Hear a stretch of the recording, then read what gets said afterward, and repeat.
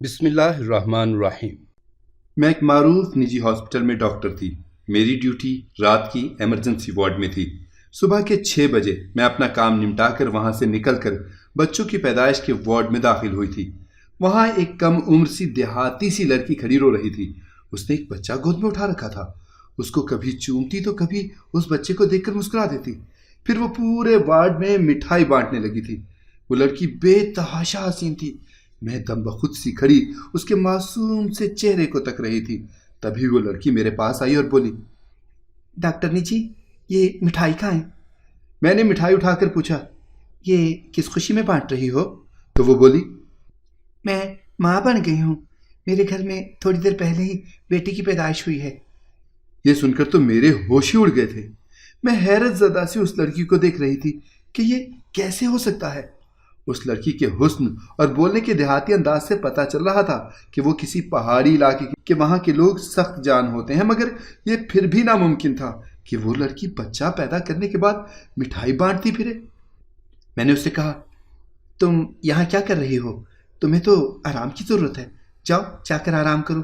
تو وہ مسکرا کر بولی، ڈاکٹرنی جی، یہ بچہ میرے شوہر نے جنا ہے، ہمارے گھر معجزہ ہوا ہے، تبھی تو سارے ہسپتال میں مٹھائی بانٹتی پھر رہی ہوں۔ یہ سن کر تو میرے قدموں تلے سے زمین ہی نکل گئی۔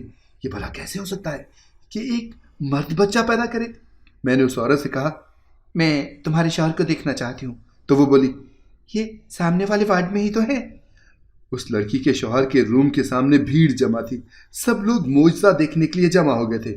میں لوگوں کی بھیڑ کو چیرتے ہوئے اس عورت کے بتائے ہوئے کمرے میں داخل ہوئی تو سامنے بیٹھے شخص کو دیکھ کر لگا کہ آسمان میں میرے سر پر آن گرا ہے۔ وہ وہاں کیسے پہنچا تھا اور اس نے بچے کو کیسے جنم دیا تھا؟ میرا دم گھٹنے لگا تھا۔ میں نے جھٹ سے اپنے چہرے پر کپڑا ڈال لیا تھا۔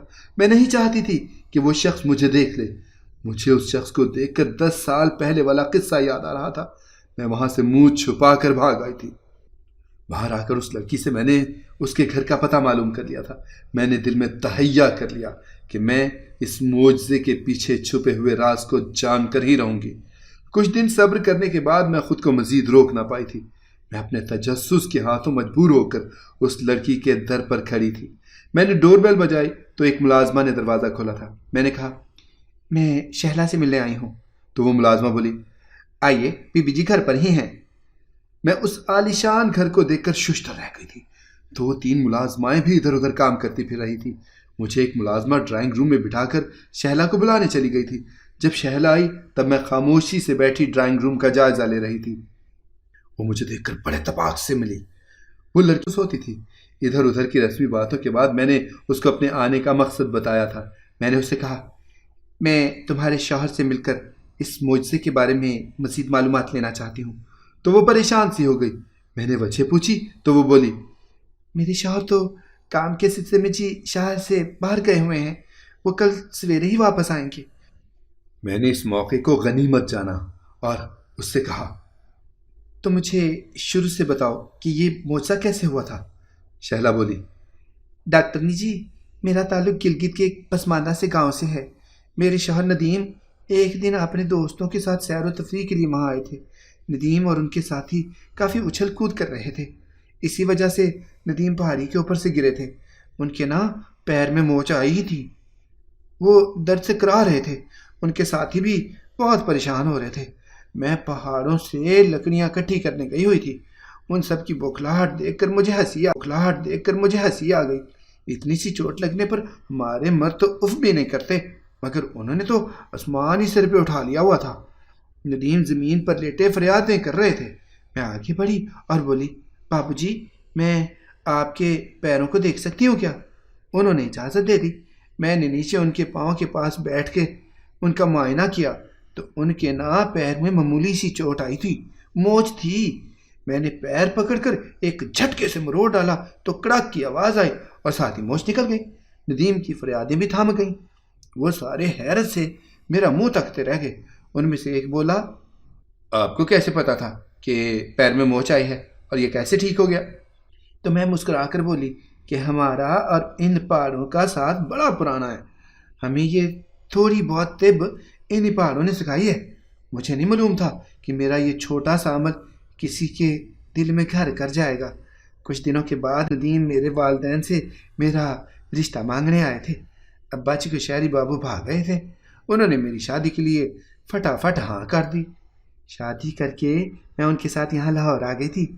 میں کم علم دیہاتن سی کڑی تھی، مگر ندیم نے ہر عمل میں میرا ساتھ دیا، مجھے شہری کھانے کھلائے، اچھا لباس پہنایا، ہر چیز انہوں نے مجھے دی، مگر میں انہیں زندگی کی سب سے بڑی خوشی نہیں دے سکی تھی۔ مجھے آج بھی وہ دن یاد ہے جب ہم ڈاکٹر کے پاس اپنا چیک اپ کروانے گئے تھے۔ تم ماں نہیں بن سکتی، ڈاکٹر صاحب کے یہ الفاظ تھوڑی کی طرح میرے اعصاب پہ وسے تھے۔ میں گھر آ کے نیم بیہوشی کی حالت میں بیڈ پہ گری تھی۔ میری شادی کو 7 سال ہو چکے تھے، مگر میں اب تک اولاد کی نعمت سے محروم تھی۔ میں نے اپنا بہت علاج کروایا جی، طرح طرح کی دوائیاں کھا کھا کے میں تو تانگ ہی آ گئی تھی، مگر پھر بھی ہمت جواب دینے لگی تھی میری۔ مجھے سر کہتے ہوتے تھے کہ ہم کسی یتیم خانے سے بچہ اڈاپٹ کر لیتے ہیں، پر میں نہیں مانتی تھی۔ میں یہی کہتی تھی کہ میں کسی کا بچہ کیوں پالوں، مجھے اللہ جب اپنا بچہ دے گا تو اسے پال لوں گی۔ انہی دنوں سننے میں آیا تھا کہ ایک بڑی قابل ڈاکٹرنی امریکہ سے پاکستان شفٹ ہوئی ہیں۔ بس پھر کیا تھا، میں اور میرے شوہر علاج کی غرض سے اس ڈاکٹر کے پاس پڑ گئے۔ ڈاکٹر شازیہ نے بڑی تسلی سے میرا معائنہ کیا تھا۔ معائنے کے بعد انہوں نے مجھے اور میرے شوہر کو اپنے روم میں بلایا تھا۔ وہ بولی، مجھے حیرت ہے ان ڈاکٹرز پر جو 7 سال سے آپ کو دوائیاں دیتے جا رہے ہیں، اتنا بڑا مسئلہ وہ کیسے اگنور کر سکتے ہیں؟ ان کی باتیں سن کر میں اور ندیم پریشان ہو گئے۔ ہم دونوں ایک دوسرے کا منہ تکنے لگے۔ ڈاکٹرنی پھر سے بولی تو ہم ان کی طرف متوجہ ہوئے تھے۔ میں بغیر لگی لپٹی کے صاف صاف کہتی ہوں کہ آپ ماں نہیں بن سکتی۔ مجھے آپ کو دھوکے میں رکھ کر مجھے دوائیاں دینا مناسب نہیں لگا، اس سے سب سچ بول رہی ہوں۔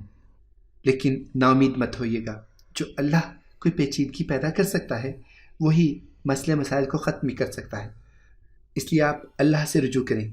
ہم دونوں میاں بیوی ٹوٹے ہوئے دل کو لے کر وہاں سے اٹھائے تھے۔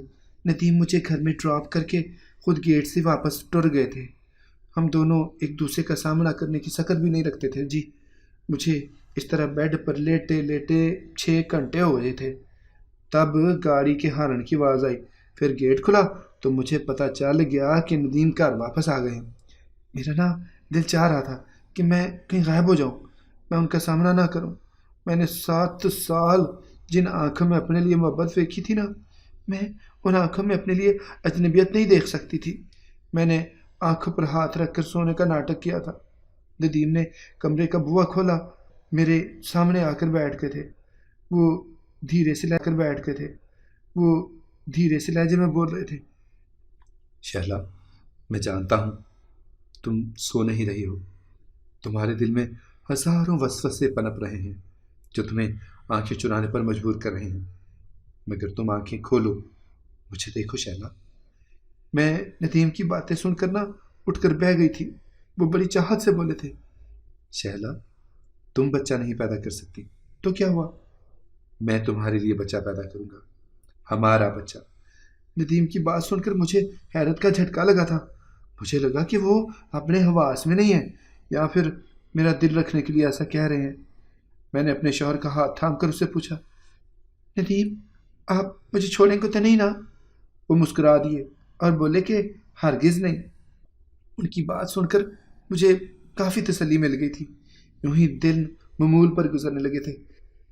ایک دن جب ندیم گھر تو ان کے ہاتھ میں رنگ برنگی پڑیاں تھیں۔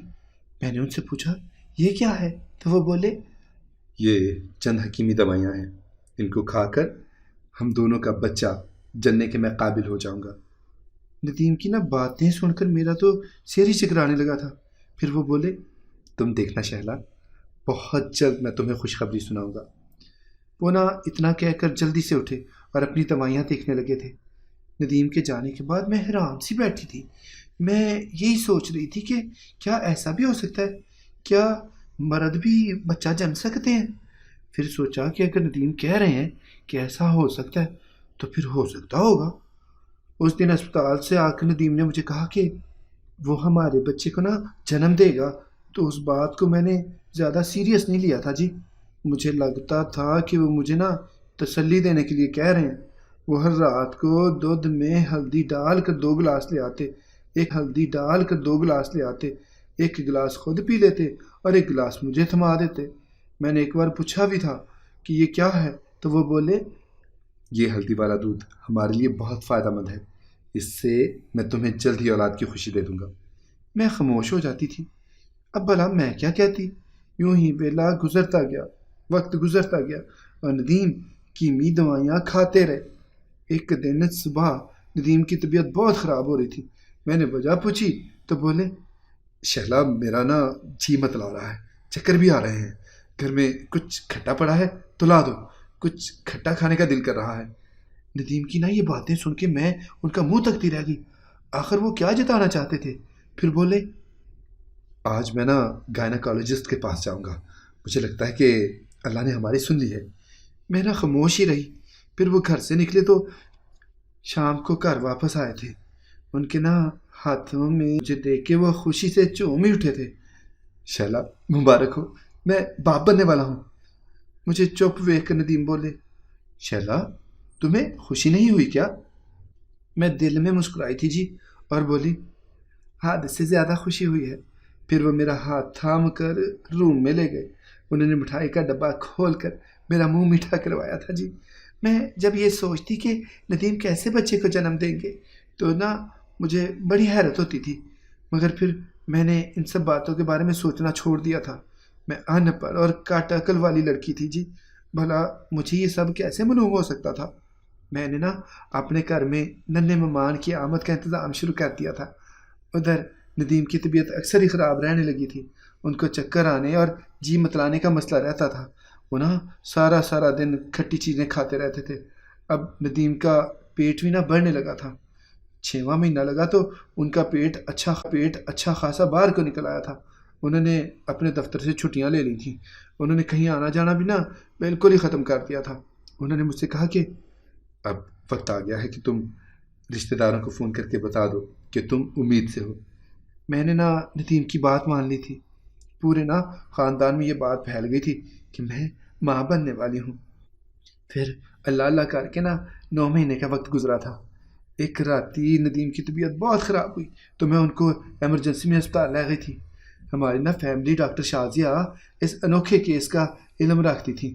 ان کو معلوم تھا کہ ندیم نا امید سے ہیں۔ انہوں نے مجھے تسلی دی تھی اور کہا تھا کہ تم فکر نہ کرو، ویلے پر سب کچھ چھوڑ دو، اللہ بہتر کرے گا۔ ڈاکٹر شازیہ ندیم کو آپریشن تھیٹر میں لے گئی تھیں۔ پورے 3 گھنٹے کے بعد وہ ایک نکا سا بچہ باہر لے کے آئی تھی۔ وہ مسکرا کر بولی مبارک ہو شہلا، تم ماں بن گئی ہو۔ میں کچھ نہیں سمجھ پا رہی تھی، مجھے کچھ نہیں سمجھ آ رہا تھا کہ میں کیسے اظہار کروں۔ یوں نا اللہ نے میڈم جی ہماری سن لی تھی۔ اللہ نے معجزہ کیا تھا اور میرے ندیم کو اولاد سے نواز دیا تھا۔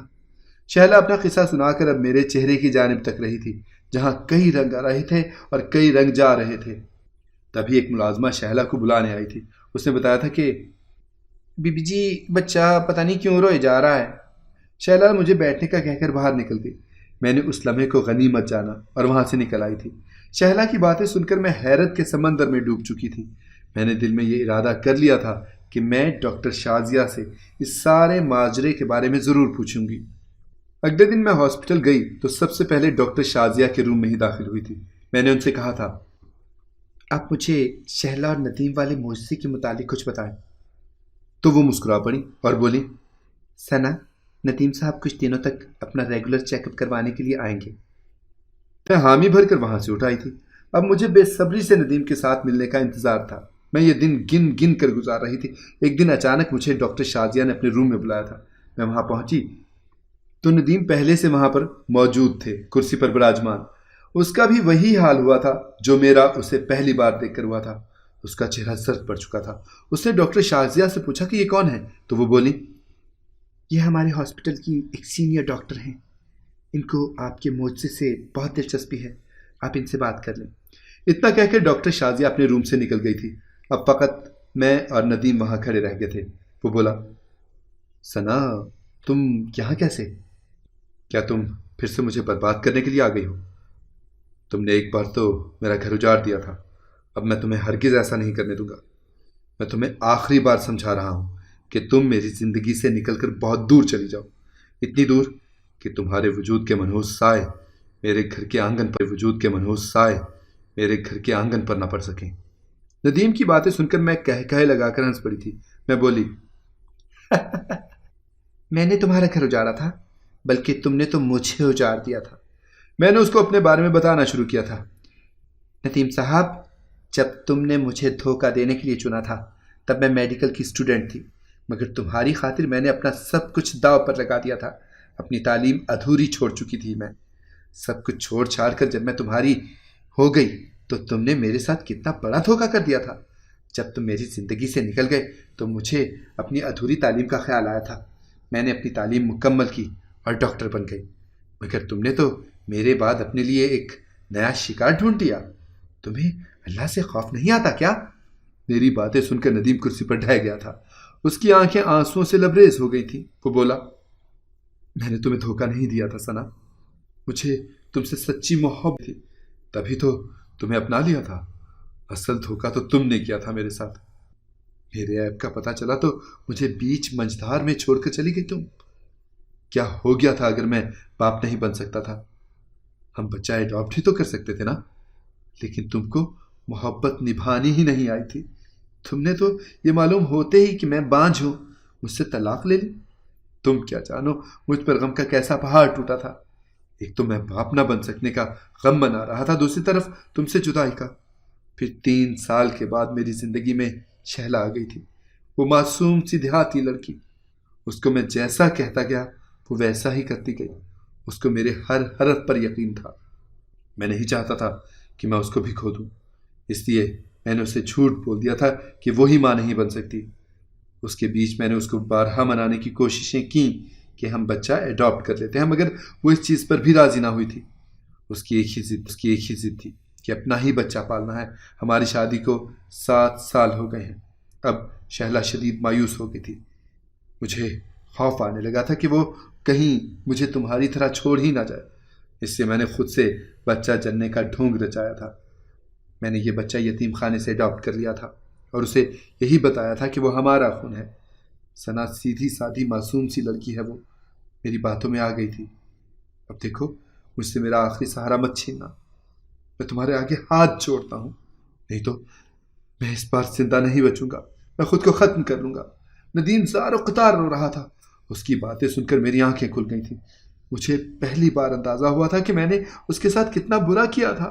اگر وہ باپ نہیں بن سکتا تھا تو اس میں اس بیچارے کا کیا قصور؟ وہ تو خود قدرت کے فیصلے کے سامنے بے بس کھڑا تھا۔ یتیم خانے سے بچہ ایڈاپٹ کرنا کہاں غلط تھا، مگر پھر بھی میں نے اپنی ضد میں آ کر اسے چھوڑ دیا تھا۔ ندیم ایک شکست خوردہ شخص کی مانند کرسی پر بیٹھا رو رہا تھا۔ میں آگے بڑھ کر بولی، میں وعدہ کرتی ہوں تمہارا یہ راز کسی کو نہیں بتاؤں گی۔ اتنا کہہ کر میں روم سے نکل آئی تھی۔ میرے دل پر ڈھیروں بوجھ آن پڑا تھا۔ مجھے نہیں معلوم تھا کہ یہ غم کس وجہ سے میرے دل پہ چھایا ہوا تھا۔ ندیم کا ساتھ نہ دینے پر، اس پر شک کرنے پر، یا پھر معصوم سی ثنا سے سچ چھپانے پر۔ لیکن جو بھی تھا، میں نے یہ عہد کر لیا تھا کہ میں یہ راز ساری زندگی ثنا کو نہیں بتاؤں گی۔ کبھی کبھی میرا دل جب عدالت لگا لیتا ہے تو مجھے لگتا ہے کہ ندیم کا سارا سچ مجھے شہلا کو بتا دینا چاہیے تھا، مگر جب ندیم کے آنسو اور آہیں ذہن میں گونجتی ہیں تو دل خاموش ہو جاتا ہے۔ میں آج تک یہ فیصلہ نہیں کر پائی کہ کیا غلط تھا اور کیا صحیح۔ اب آپ ہی بتائیے، کیا میں نے شہلا سے ندیم کا راز چھپا کر؟ اگر آپ کو ہماری کہانی پسند آئی ہے تو اسے لائک کریں، شیئر کریں اور ہمارے چینل کو سبسکرائب کریں۔